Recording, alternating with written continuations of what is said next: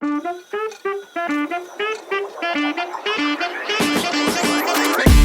again for listening in to Your Shadow Advisor, a weekly program about navigating higher education from a first-generation person of color perspective. I'm your host, Professor Daryl Wander-Serrano. We're back for another week talking about public service loan forgiveness. We're joined again by Christina Ceballos, who is going to continue talking about some of the themes that we began addressing last week, but I think go into more detail about public service loan forgiveness for people who are currently in school and who are considering entering careers that fit within this rubric of public service. So just a reminder from last week. Our guest in 2018 founded the Public Service Loan Forgiveness Support Facebook group after not finding any active groups on that platform.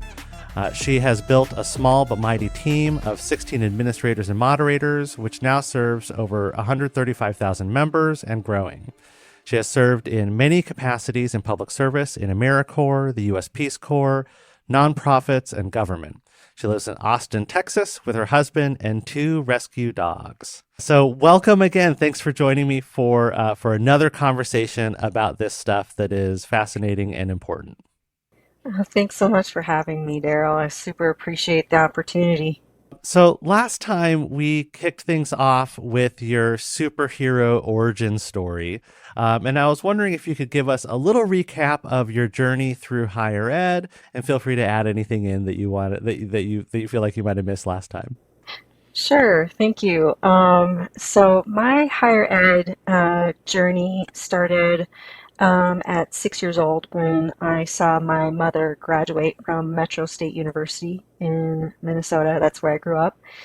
And she was able to go to college. She was first generation.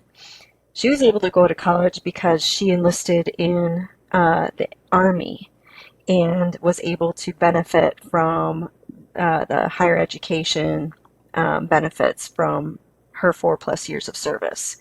So I was 6 years old when I saw her walk down the aisle with the cap and gown, and I just knew that this was a part of my future. Seeing your mother do this was a powerful image, and I'll never forget it. My father, on the other hand, was wicked smart, so he served in the military a long time and only had a couple years of higher ed. He never completed college, but he didn't need it. My brother and I, my older half brother and I, are first generation college completers.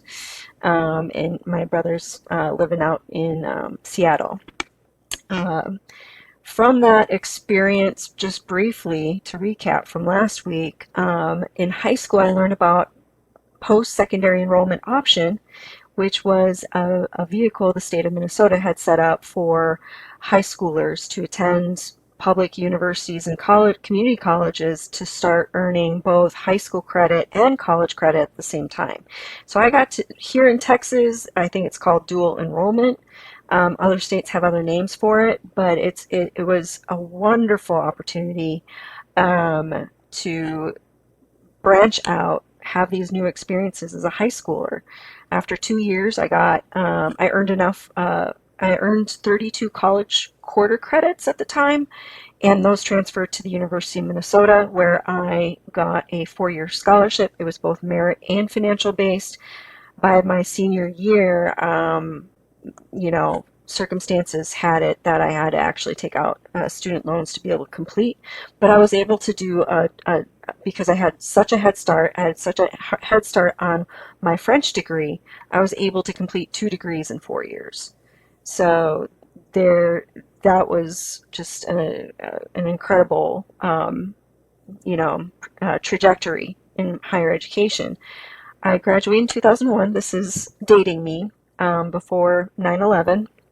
And 9/11 had a huge impact on me. I was planning on going into Peace Corps right after college, but I decided to stay home and serve locally first, and kind of let geopolitics settle a bit. After Peace Corps, I moved to Austin, Texas, and pursued a certificate in nonprofit management and leadership at Austin Community College. Great program. And I also pursued a master's degree at St. Edward's University in 2011, graduated in 2013. Because of the Public Service Loan Forgiveness Program, it opened up the doors for me to pursue an advanced degree at a local university. Whereas before PSLF was announced, I was looking at all the programs that U.S. Peace Corps offers through their Fellows program, but that would have required me to leave Austin, and I really didn't want to leave Austin, so I pursued a higher or an advanced degree because of PSLF locally. Yeah, it's we have such different experiences on that side of things because PSLF didn't exist yet when I started. I started graduate school straight out of undergrad, so I got my undergrad degree in 1999. Excuse me, dating myself, and it took a leisurely pace through the dissertation process, and so I didn't finish until 2007 before PSLF was announced. And there was, I think at the time, I'm trying to remember back, there was some like acknowledgement that this might become a thing, but of course that didn't happen until definitely after I was graduated and kind of pushed into a certain consolidation by my servicer and to lock in the good interest rates at the time. So PSLF was that kind of something pretty important to your graduate school journey, and I hope we'll get a chance to talk about how that can be centered and done smartly for students who are in graduate school now or considering graduate school, given all that we know now about PSLF and how it works. And I know that's a constantly evolving thing. But I want to talk. I want to first talk a little bit more about how you started the Public Service Loan Forgiveness Program Support Facebook group, which is such an important and wonderful community. I was just reading some posts again this morning, seeing some of the seeing if I could add to any of the conversations about some of the experiences people are going through right now.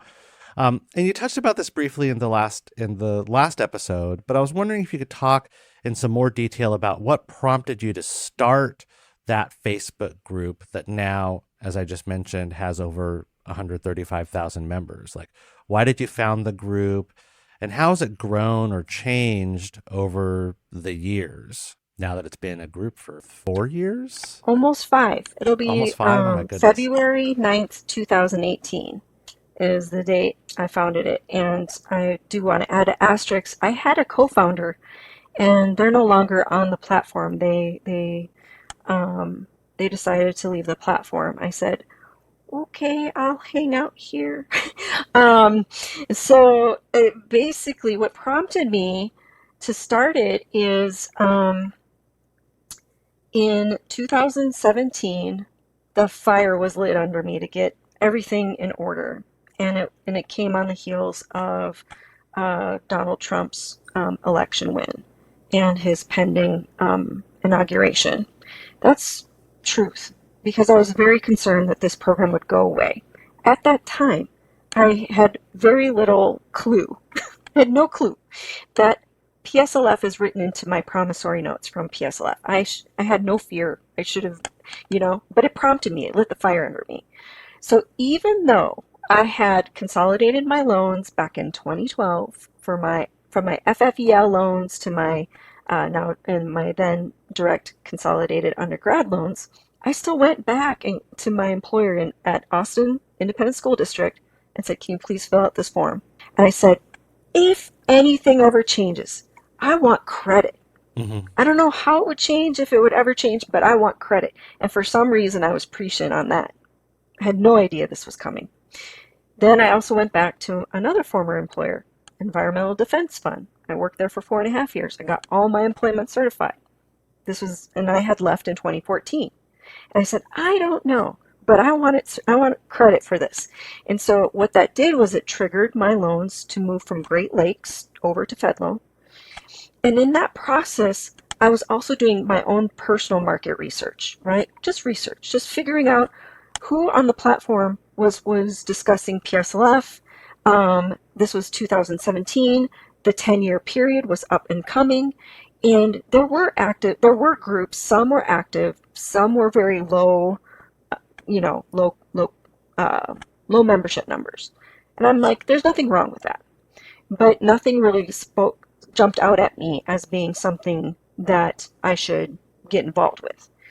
I was at the time involved with nonprofit Happy Hour, which is a spin-off of Nonprofit AF, which is a blog, and it's funny and irreverent, and I approached them with this in that group. I found who was then my co-founder, and we started talking, and we wanted to approach them, and we did, to ask them, hey, can we spin off a PSLF nonprofit AF, or a nonprofit Happy Hour Facebook group?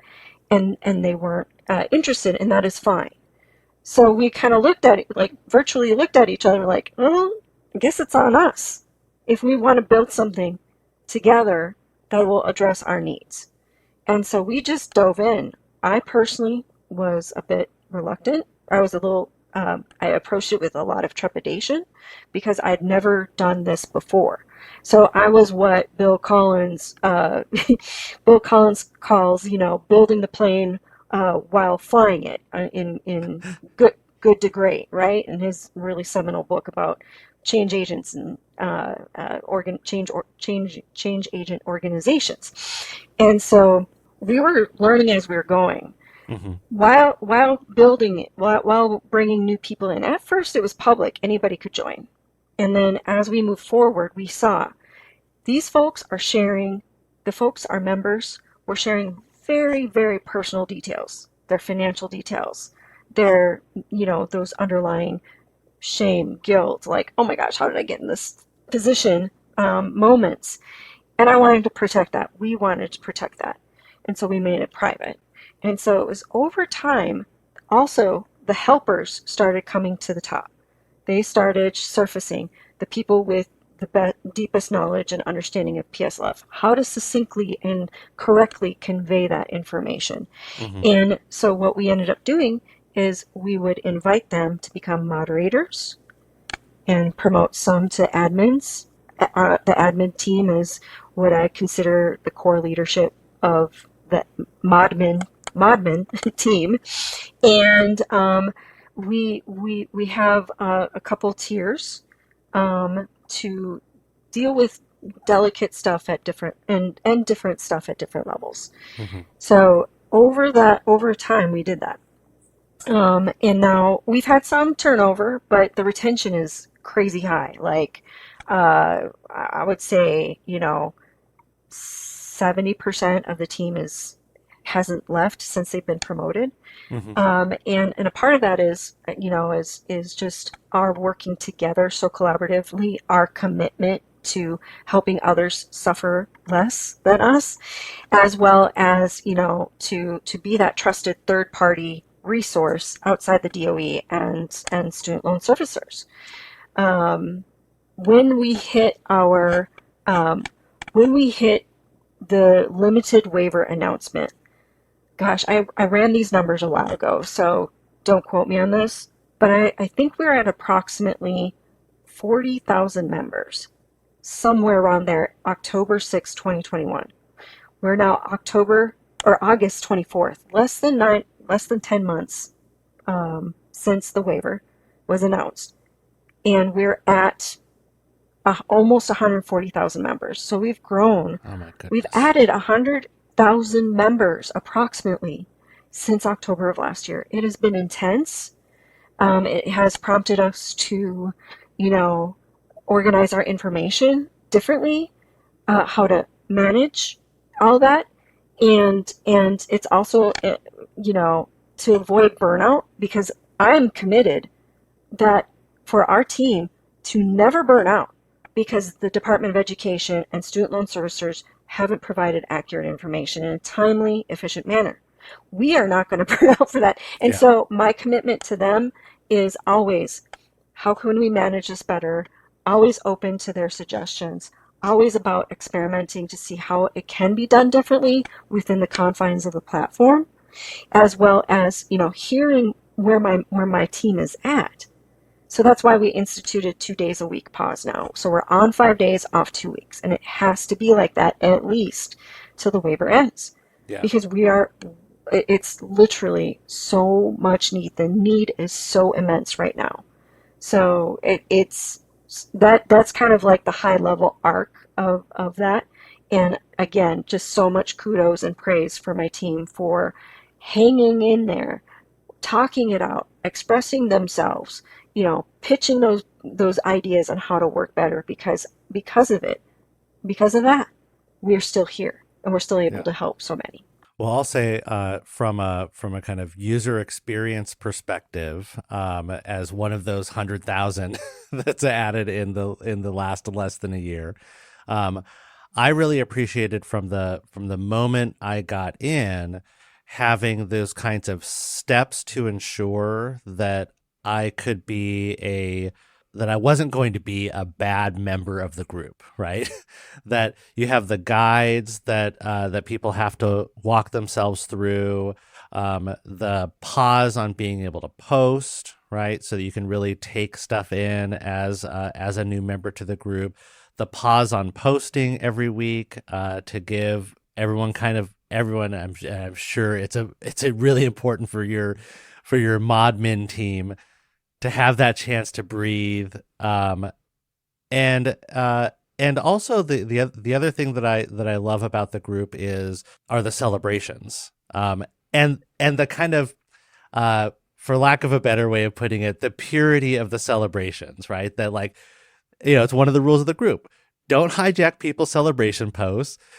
Celebrate it for what it is. And I think Yes. that's great. And to see, to see these posts, people who don't know each other, but who've been in similar boats, or are currently in the same boat and going through their own struggles, to join in. And you get these posts that are like, it's like 2, 3, 4, 5, 6, 700, likes and comments of like, yay, congratulations. Like, that's really uplifting, especially after such a, like, as speaking to someone who got one of those posts through, after incorrectly prematurely submitting my post before I got my letter. My bad. But I was gently reminded by a moderator, and I appreciated that.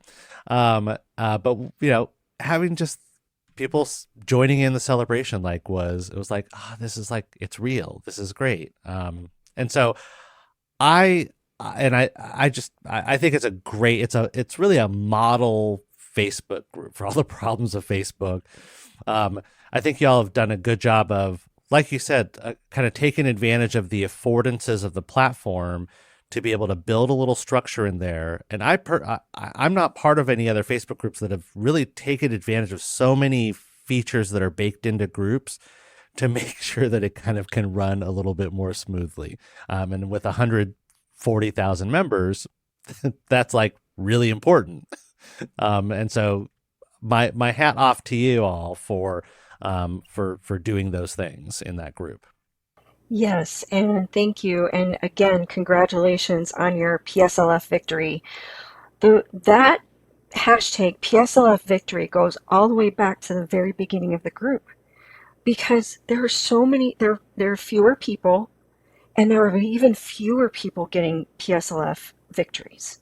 Mm-hmm. So our group, our team decided, like, everyone who gets PSLF gets their own post because we want to show people, we want to show our membership, this thing is real.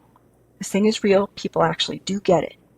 And they share how they got it, or they share their timeline, or they just say thank you or whatever, they just have that moment.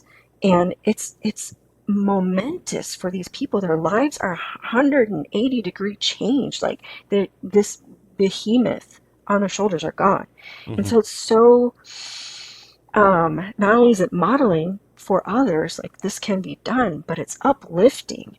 It's encouraging. And that is it is so antithetical to so much that is already on the platform. And to be honest, I wouldn't be on this platform if it weren't for this group, right? Yeah. So it's for me, like, I'm very proud of the team that we've been able to do this together. And one other thing that I just want to add about this group, Hmm. people stay. People don't just get, not everybody stays, but a vast majority of our people stay after their victory post to help others. Yeah. And I'm just like, oh my gosh, that is so gratifying. And we're kind of building like this PSLF little army, these PSLF warriors, right? For good, for change, helping others along that pathway. There's so many people I've talked to that I've met through the group, beyond my team, Hmm. who are like, I help these people in real life.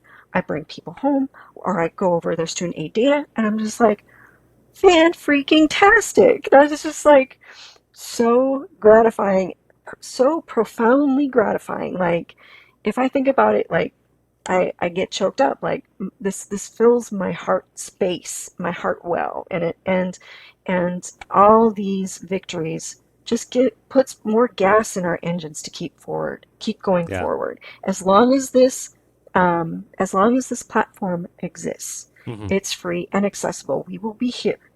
And even after the waiver, even after, any other changes, we'll be there to guide people through it. Yeah. So, one last question about the group before we turn our attention more, more to like how PSLF works and all of that. Who is the group great for, and who's it not great for? And another way of thinking of that is who should join this group, and who shouldn't join this group. That's a really good question.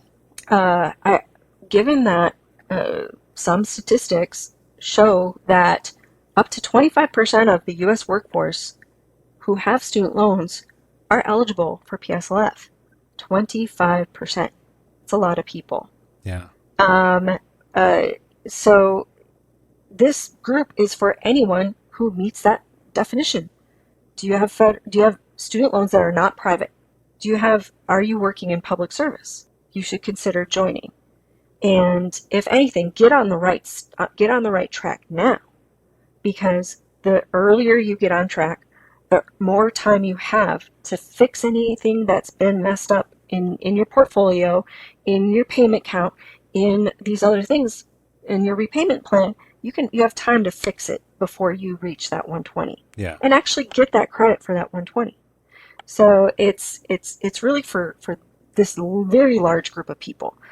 It's not for people who have private student loans only. Once you take any federal student loan and refinance it into a private student loan, you erase the original master promissory note and you lose access to that benefit. Okay? Also, who should not be in this group? This group is not for people who don't believe in public service loan forgiveness. Um, or Sure. detractors from the program, because Uh huh. we're a positive group. We're not Yeah. toxic positive, but we're definitely here for people who are eligible for PSLF, because for almost 15 years, we've been misled. We've dealt with changes. We've dealt with misinformation. Our commitment, first and foremost, is to provide the most accurate information to our members outside the DOE and student loan servicers. We are that third party resource, and we're committed to that. Yeah.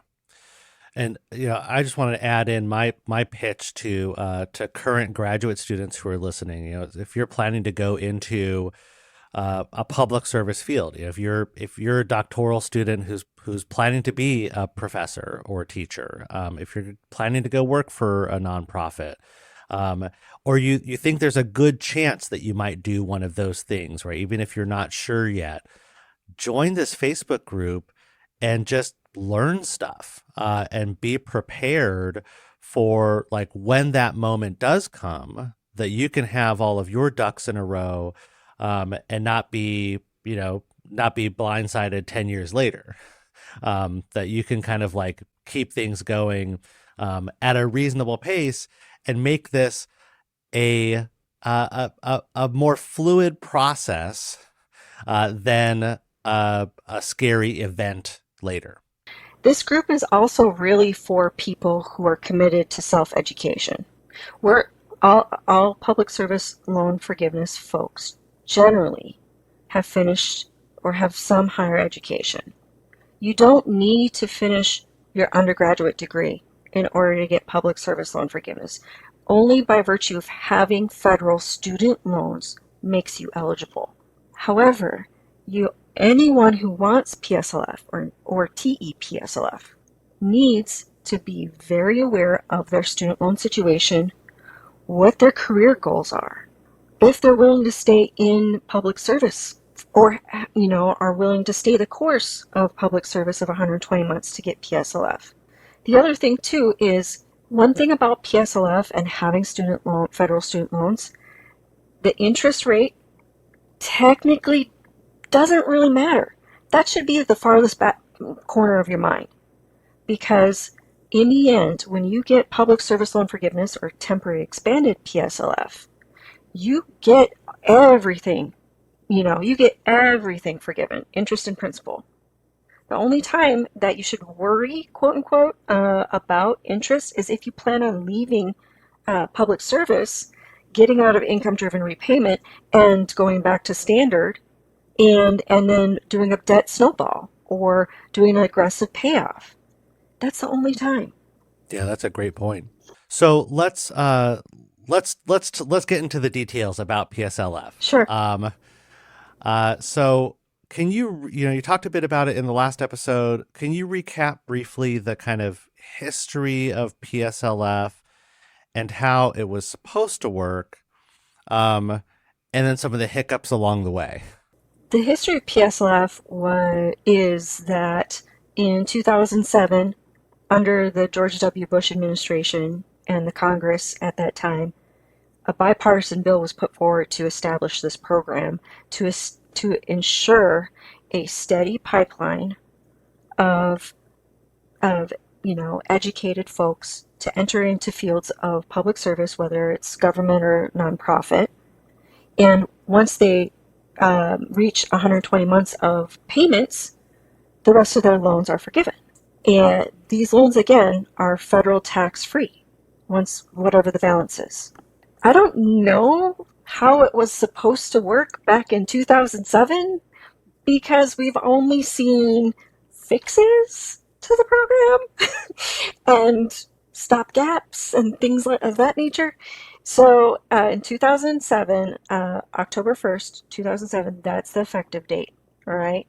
2012, or somewhere in like 2010, they eliminated FFEL loan eligibility from the program. I didn't get that memo. I think a lot of people didn't get the memo. In 2012, they issued the first employment certification form. So the program went on for almost 5 years without some kind of form to track it. All of us public servants were like, huh? I thought you were tracking that for us. Nope, they were not.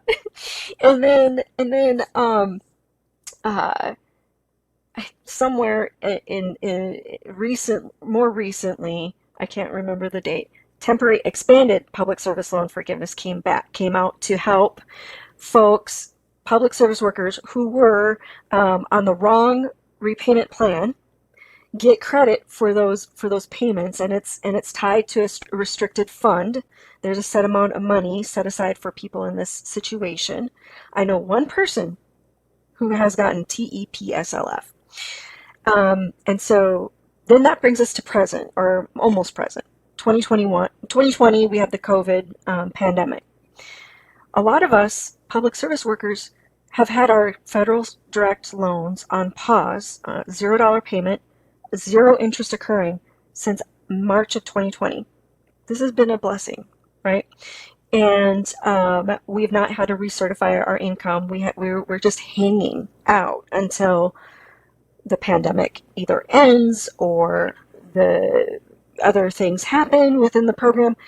And this last installment is one of the most expansive corrections any administration has ever taken to fix these wrongs, these errors. Again, PSLF is written into our master promissory notes. Every student loan borrower has this in their documents. This is protected under federal law. There's no ifs, ands, or buts about it. You know, we exchange our time and our career, taking mostly lower paying public service jobs, to see the remaining balance of our loans forgiven. It is a benefit owed to us for our service. Hmm. So I am very pleased by the efforts this administration and the DOE have taken to make this a reality. I really hope some of it becomes permanent, Yeah. but we'll see. That's to be determined. Yeah. There's like a proposed legislation in Congress to basically make a lot of the features of this waiver permanent, right? Or some of Yes, the key there. features of it. Yeah, I mean, basically make all of it permanent, Hmm. which would definitely, by making the waiver permanent, would by congressional action, would correct a lot of the injustices public service workers have endured the past 15 years. Hmm. There's also negotiated rulemaking. And again, I'm not a policy wonk. I know this stuff at high enough level. I'm not perfect at this. So, from my understanding, negotiated rulemaking is how the Department of Education can kind of navigate tweaking bits and pieces of the program without congressional action. And they just closed a 30-day period of public comments. There were 4,000 submitted in 30 days about some of these rule changes, some um, inspired by negotiated rulemaking sessions they had last quarter or the last quarter of 2021, but also Hmm. by the waiver. And so some of those can possibly become permanent, but those won't necessarily go into effect until next July. So what do you see here? There's a gap between the end of the waiver and the limited PSLF waiver and the potential start of the updated rules and practices for the actual PSLF implementation through Hmm. negotiated rulemaking. So I mean, there's some logic here, right? I mean, there's so many people who are still just learning about PSLF. Yeah. And we got people coming to the group every day. They're like, oh my gosh, I qualify. I now qualify. They're on their waiver. I'm like, I don't know. I'm just learning about PSLF for the first time. And this program is almost 15 years old. Yeah. The need is immense. The need is immense. And Hmm. so that's why, we're all committed to staying the course. So let's turn attention to educating current students so that they can be sure they're making good choices, especially if they're thinking about going into public service. Thinking ahead, right, to being eligible, making sure their debt is eligible in this program. What different kinds of student loans are out there that current students could be taking out? Which ones qualify, would be eligible for PSLF? Which ones wouldn't be? So bracketing consolidation versus refinancing question. Current students taking out new loans, if their local bank offers them a loan for their classes, does that count? Or parent loans? I remember they were like Parent Plus loans, weren't they called? I think my mom did one of those for me. So what works in this program? What doesn't work in this program? Right. And so, just to start off, in order to qualify for PSLF, Hmm. you need to have qualifying employment with a nonprofit or government. You need to have qualifying loans. The main qualifying loan type are direct federal loans, and there's a Okay. few different subtypes. And then you also need to be on a PSLF eligible income driven repayment plan. So, those three things. If you Okay. have those three things, you're golden. Now, there's a lot of nuance between this. So if I were a new student, or if I were an up and coming graduate, whether undergrad or graduate, and I'm entering public service, this is what I would do. And this is if you're just if you've not had any previous public service work before and you're new into the job market, I would start applying for public service jobs as soon as possible. Get yourself teed up for that. As soon as you graduate, every single graduate gets 6 months of deferment. Mm-hmm. It's this 6-month period. The only way to get out of that deferment period is by consolidating your loans. Okay? If you Okay. have no previous public service, that's okay. Um, you're going to start, your count is going to start at 0 anyways. So as soon as you graduate, day after you graduate, go into studentaid.gov, consolidate your loans, get them into your direct consolidated loans, get them all done. Okay? And then when you're in that consolidation, this is some of the improvements. I have not mentioned some of the other improvements. There have been a lot of improvements on studentaid.gov where you go and consolidate. While you consolidate, you pick an income-driven repayment plan. The 4 qualifying income-driven repayment plans are IBR, ICR. Our repay are REPAYE and pay, PAYE. You're going to pick the best loan for your situation. I would stay away from ICR. I would go towards pay and repay, just generally. But they're gonna give you some scenarios of what your payment might be. You might even be eligible for a $0 repayment. $0. Mm-hmm. Even after the COVID forbearance ends and we go back into regular repayment, you may be paying $0, quote unquote.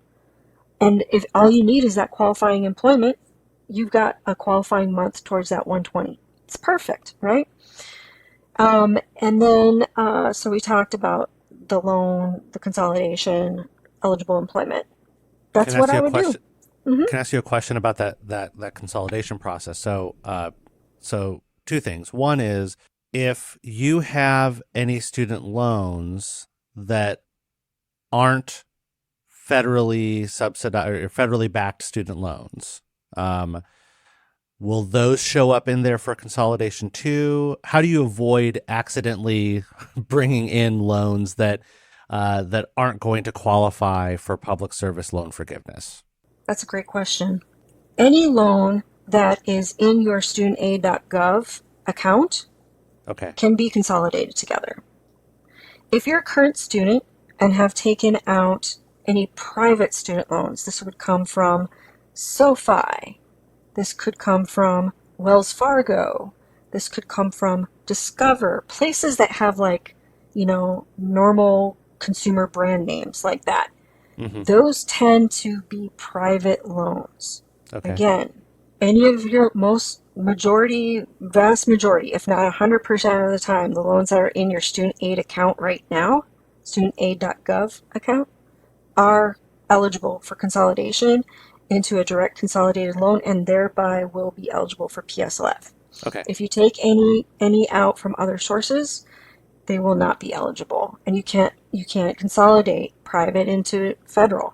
That's an impossibility. And those won't even show up in your studentaid.gov No, they will account, not. right? Okay, great.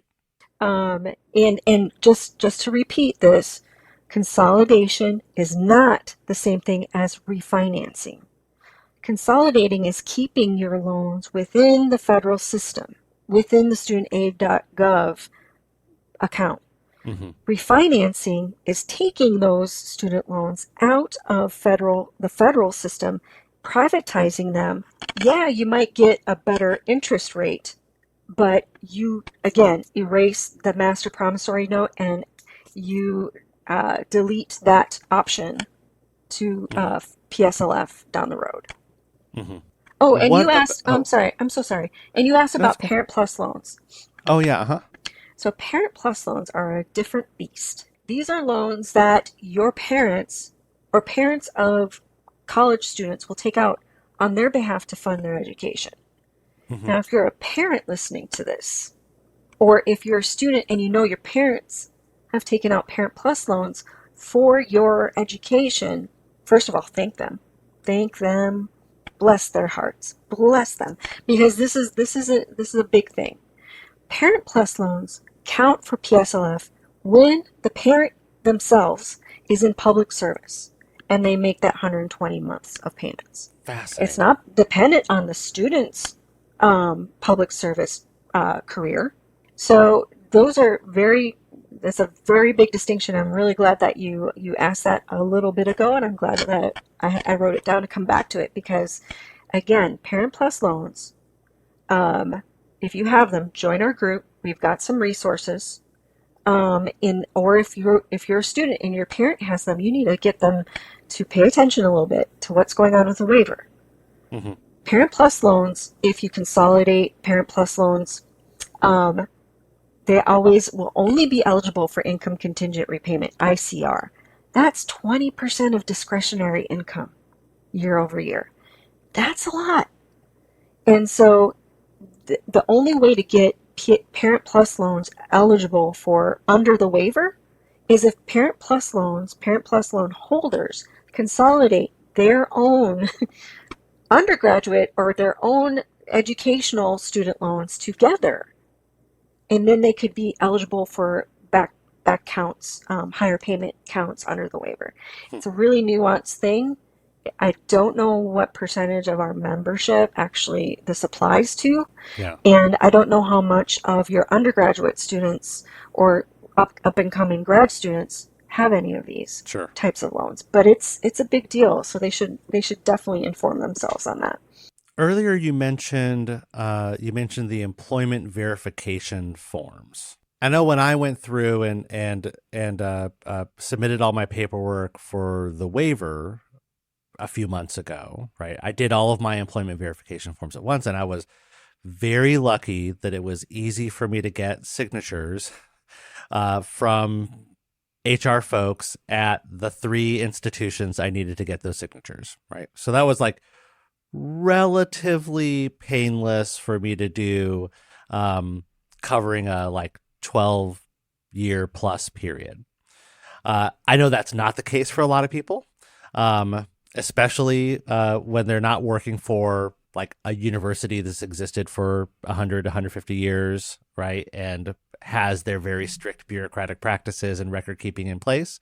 I've read stories of people who have worked at a nonprofit that no longer exists or changed in some significant way, and they didn't retain paperwork, and they have trouble getting those signatures and have to apply for essentially waivers on the signatures, you know, which I'm sure is complicated. For people who are starting out this journey, right? Who are students who are getting ready to graduate or graduating in a couple of years, what should they be doing in terms of paperwork from the get-go, right? Besides consolidating and getting on the right kind of repayment plan, uh, what other paperwork should they be holding on to or filling out on a regular basis? They may not be automatically prompted to, or they might be prompted to and not know what they should be doing. So, like the employment verification, for example, is that an annual thing? Is that something they should be proactive about in some way? Okay, that is a big question. So I was trying to take notes and make sure I captured those big bullets, right? Sorry about that. No, it's okay. This is a huge part of the three main things you need to be eligible for PSLF. Let me start off with this again. Repeating is key. You don't en- get enrolled into PSLF.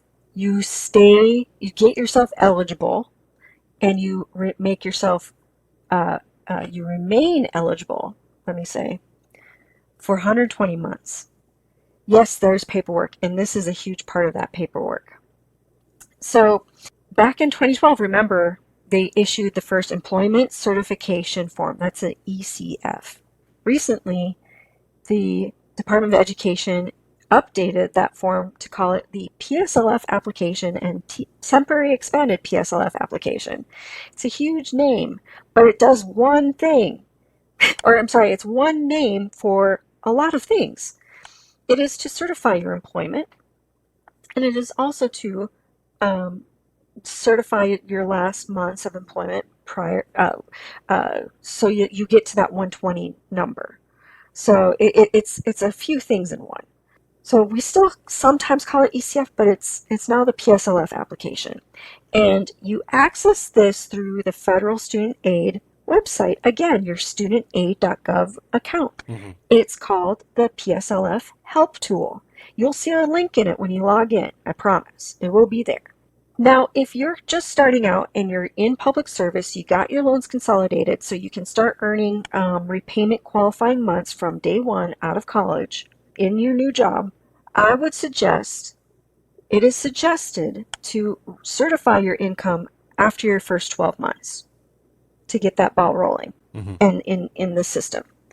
Because again, every month you certify with with your loan servicer, which will be likely Mohila, now that the transition is happening between FedLoan and Mohila, you'll certify that with Mohila. Once it's accepted, your accounts will then be added to your account, so you're going to be able to see that.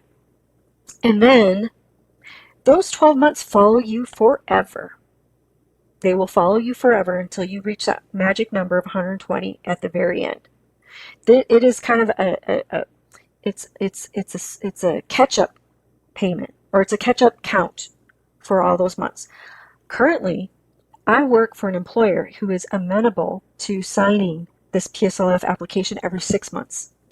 Because for me, I told my employer it would mean so much to me to see my counts going up every 6 months. It's a mental thing for me. Yeah. And my employer was okay with that. So I do submit that every 6 months.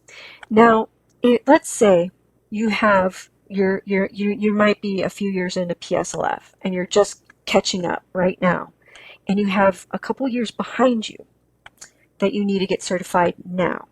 What if you can't get that signature? Well, there is a box on the form that says I can't get the signature. Either HR won't answer my phone calls, return my emails. I've crossed the state, and the only way to get this thing signed is in person. There's so many stories of people like not being able to get that. It's happened to me where a past employer refused to sign my ECF at the time. And I was like, this is a federal benefit protected under the law, and you're not going to help me? It's surprising, but it does happen, even to folks like me who've been involved and aware of the program for 15 years. So the last point I want to make, keep all of your paperwork. I know nowadays we all have cloud, we have iCloud, we have Google Drive, we've got OneDrive.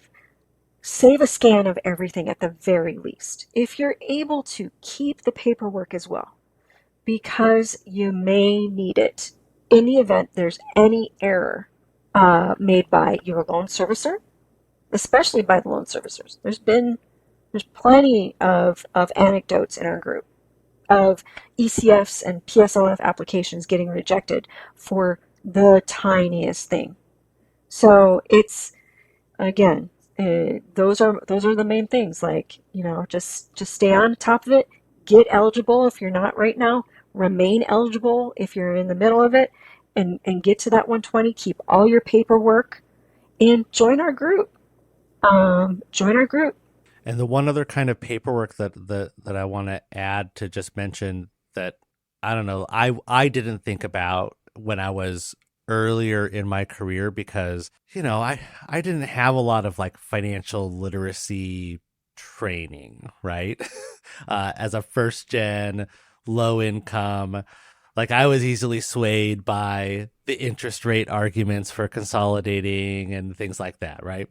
But in addition to like scanning, using your smartphone to scan these documents that you submit, right, and immediately uploading it to Dropbox or Google Drive or whatever, something that's secure. Also, keeping copies of things like, and this is just like I think generally good advice, not even specific to PSLF, your tax paperwork and your W-2s, because like those W-2 forms, bringing it back to PSLF here, have your employer's employer identification number on it, which is what needs to kind of match up on these employment verification forms or employment certification forms. And that's how you can look up your employer too. It's like one way to make sure you're looking up the right employer. on the studentaid.gov website, they added that just recently, right? They added in the ability to just outside of the help tool to look up the employers and to be sure that it's an employer that is like verified in their system as a public service employer, right? Right, and there's a caveat to that. Okay. So you're right, like, your tax returns, you have the EIN number. That's how you can look up the employers on this newfangled tool. The caveat is this, it's a new tool and they are adding more and more eligible employers over time. Mm-hmm. So, for example, let's say you're working for a startup nonprofit and they're in the process of finalizing their paperwork, which would be backdated anyways Mm-hmm. to the date of submission, blah blah blah. But if they're not in the system, they're not likely going to show up in that thing, in that really wonderful tool that they've built, nor will they really be able to find it in the PSLF help tool. So again, just keep all your paperwork, including that tax information. I know just because my mother went to college to become an accountant and she did taxes for people. She always recommended keep 7 years. I have kept all of my years since PSLF have started. It's taking up space. It has. It is. Yeah, I'm sure. But I did all this before taxes were filed online, before cloud storage and all that. So I have a mix of a lot of paper and a lot of online scans and screenshots and things like that. The reason why we're so emphatic on this is because errors do happen, and you may need to escalate to other higher ups to get relief or get resolution. So I don't want to go too far down that hole, but Yeah. it's a really important thing. This is your PSLF journey. It requires a lot of, it does require self accountability, self education, personal responsibility. It does.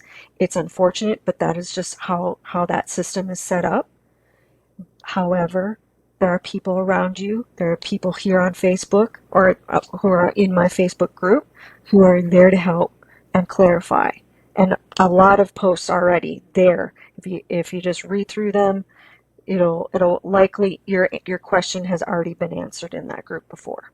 Just to kind of close things off with one final set of questions, kind of like a bigger bird's eye view about PSLF and the importance of PSLF and challenging stigma surrounding it. You've alluded to a couple of times, and I've seen posts of people. I mean, not to go too far off the path here, but like people telling stories about how a former employer refused to sign the certification form because they didn't believe in the program for whatever reason, right? So like, why is there opposition to PSLF, and why are those people wrong? There's such intense opposition to it because people don't believe it's a thing. They don't believe it's real. There were too many rejections in the first few months and years after the first people should have been eligible for PSLF back in 2017 and 18. And the data kept coming at us hard and strong. It's not working, it's not working, it's not working. Okay, I wasn't around when Social Security came into existence and Medicare and Medicaid, but I equate PSLF with this. It's a federal benefits program. We exchange our time and commitment to public service in exchange for student loan debt relief. Okay, so the opposition I really believe is unfortunately interwoven into the larger student loan cancellation debate, but it is fundamentally understandable because it didn't work for so long. Yeah. And so many people had so many problems. Now, the folks who are wrong about the program think maybe they think it's a handout. But I 100% disagree with that. It is not. I've been in public service since 2001. Even beforehand, I was volunteering in high school. I had a deep commitment to serve for as long as I can remember. I was even way back when I was considering, uh, uh, military service. All that to say, they're wrong because it's law. This is law. It was signed into law by George W. Bush after it passed both houses with strong bipartisan support. And it appears that over the past 15 years, there's been this, you know, some folks coming after PSLF. I'm like, well, if they come after PSLF, it's only going to it would affect future public servants. It wouldn't affect us who have loans right now because it's in our promissory notes. Yeah. It would be implemented forward facing. At the same time, if people are coming after PSLF, who's going to run the governments? Who's going to run the local, the county, the state, and the federal governments? Who's going to run these nonprofits? Because a lot of the positions, I'm not going to say, I'm going to venture to guess 51% of all jobs in public service require some higher education. I don't think that's a far out left field um, um, generalization. Yeah. You know, it's just, I don't know how convincing of an argument it is, but I'm a contracts person. It's in black and white. It's in my promissory note. I'm due this relief. All public service workers who are in public service making payments commit to 120 years or 120 months. Oh my Lord, 120 months. They're due that relief. Yeah. So, what can people do to help keep the program healthy and ensure that it doesn't get eliminated for future generations, right? Um, and I know for a while y'all had a right at the top of your Facebook group, you had a link to some commenting period that was open for people to be able to provide their feedback. But like in general, what are the things people can do to help make sure that this program gets the support that it needs from I don't know, from Congress, from the Department of Education, from whoever. I'm really glad you asked that because deep down inside, and this will be an open secret now, deep down inside, when I founded the Facebook group, I wanted it to be a vehicle for advocacy. It has taken almost 5 years for us to kind of build out those advocacy tools, right? And we do have calls to action regularly on our page now. Most recently was submitting public comments on negotiated rulemaking. We have an entire post with all kinds of hyperlinks. It's called the PSLF Advocacy Index, and it's there in the featured section. There are templates there that my team headed up by Rachel in particular, who put together these resources so that we could just be like, okay, there's a bill, activate, and speak your mind. There's a lot of activity around negotiated rulemaking. So, to that end, what can people do is get informed, stay informed about what stuff's coming down the pipeline. There are some, calls to eliminate PSLF. Those are very, very minority. There's a lot of calls. There's a lot of bills right now in Congress to make PSLF better.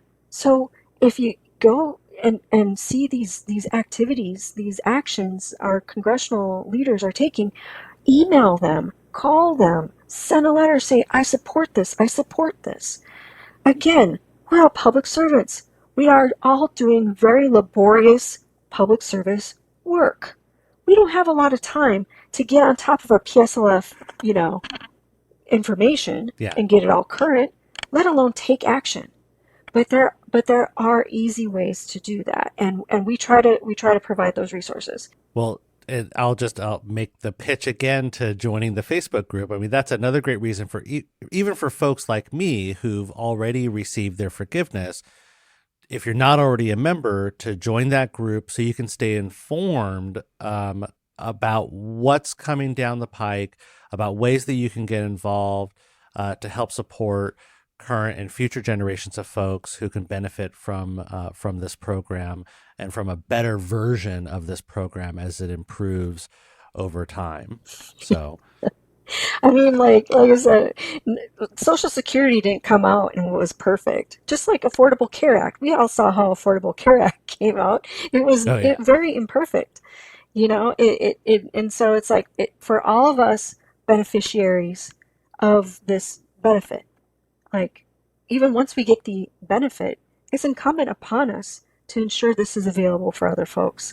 And one more thing about the group and benefits. We get a lot of people, kind, generous people who want to send us money. Oh, it's so, like, honestly, it's like, oh, you're so kind. We're all volunteers. We're all volunteers. And our goal is to provide free information and always keep it free. That's why we're on Facebook. We're not behind a paywall. Nobody should pay for services to get PSLF. I'm yeah. going to say this again. No public servant who is already, in service should pay for any counseling to get public service loan forgiveness. Your employer should pay for it. That would be fantastic. You know, or at least host webinars. Invite our team. Like we're doing that right now. We just held a free webinar in partnership with Consumer Financial Protection Bureau last week. It's on the website at cfpb.gov or Consumer Finance. I'm not real sure of the link. At any rate, we're doing what we can. We're having presentations in other groups with Consumer Financial Protection Bureau, which was I believe our first national level webinar. We've also partnered with University of Chicago. We've delivered a presentation there. So do not pay for any services. And it is so generous and kind for people to offer in the group. What I say instead is thank you so much. We don't take donations. Just help at least one other person achieve PSLF. Help someone else on that journey. Invite them to the group. Sit down with them and look over their student loan data file and kind of help them wrap their head around it, because it's not an easy file to read. I know from experience, right? So I think the momentum is building. That honestly, I don't see this program going away anytime soon. It's only going to get better, and it has started to get better for millions of people.